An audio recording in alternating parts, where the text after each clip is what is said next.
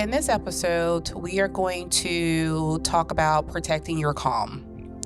There are so many things that happens in life outside of our control, and the way that we react to them really makes a big difference on our lives and the lives of others. So it's really important that you learn the power of pausing before you react. Because in a world that constantly demands a response, the greatest form of self-protection might be this: learning to pause. Discover why protecting your calm changes everything from the way you connect with others to the way you care for yourself. So when calm becomes a form of strength, it's really important, it's really helpful and useful for you. Protect your calm. That's the phrase I kept whispering to myself after I hit draft instead of send on a message I wrote in frustration. It had been a long day, one of those days where everything feels just a bit too loud. An email had come through, sharp, passive-aggressive, and tinged with misunderstanding. My first instinct was to fire back, to defend myself, to make a point. I even started typing, but then I stopped.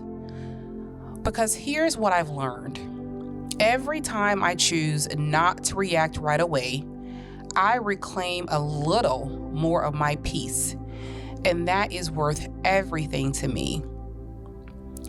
Between what happens to you and how you respond lies your power. That is where your power lies. The space between trigger and response. Somewhere along the way, many of us were taught that silence means weakness, right? Like if we are quiet, we don't say much, people look at us as weak, or someone saying something to us and we don't quickly bite back with a sharp remark, we're looked at as weak. That, if we don't respond immediately, we're letting others win, right? The other person is winning. But that couldn't be further from the truth. What actually happens in that space between what you feel and how you react is where your power lies. It lives here.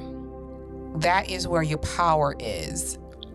That space, however small it is where you decide whether to preserve your energy or waste it, right? It's where you ask yourself, is this the moment, this person, this comment worth my peace? Most of the time, it isn't worth your peace. And that realization, it's liberating. You don't need to include yourself in every argument you're invited to. You don't have to attend every argument you're invited to. You can choose not to attend the argument. Protecting your calm is a daily practice, and it should be a daily practice for you. This isn't about being unbothered all the time. It's about recognizing when you're being pulled into something that doesn't serve you. You start to notice when you're reacting not from truth, but from a place of being triggered, wounded, misunderstood, or exhausted. And when you're feeling those ways, when someone is triggering you, or you feel wounded or misunderstood or exhausted, that is not the time to react. That's when it's time to pause. Not forever. You don't need to pause forever. Just long enough to get clear. Long enough to let the dust settle inside you. Long enough to be proud of the woman you'll be tomorrow. Because we know if we respond now, it could really make a big impact, and not in the way that you intended, right? You want to be proud of the woman you'll be tomorrow.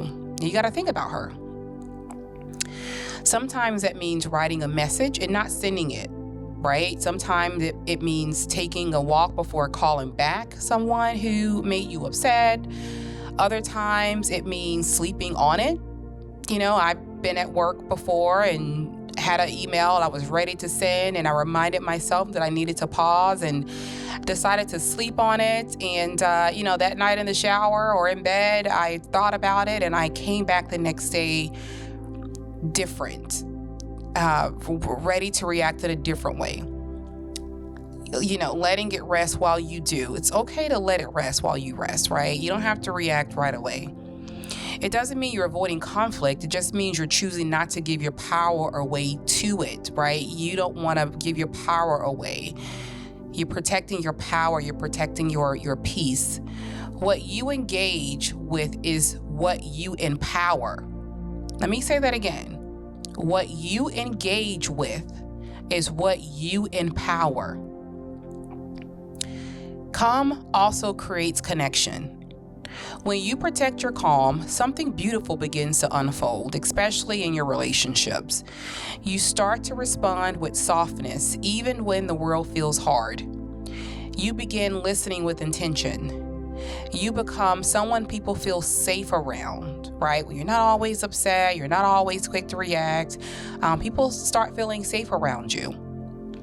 And that's what we see at the Bond Maker every day. Women coming together with authenticity, not performance. Women making new friends by choosing compassion over competition. It's not a competition. Women choosing calm over chaos, connection over correction. And we're not talking about surface friendships either, right? These are the bonds that start when someone feels seen because you weren't too busy reacting to truly notice her.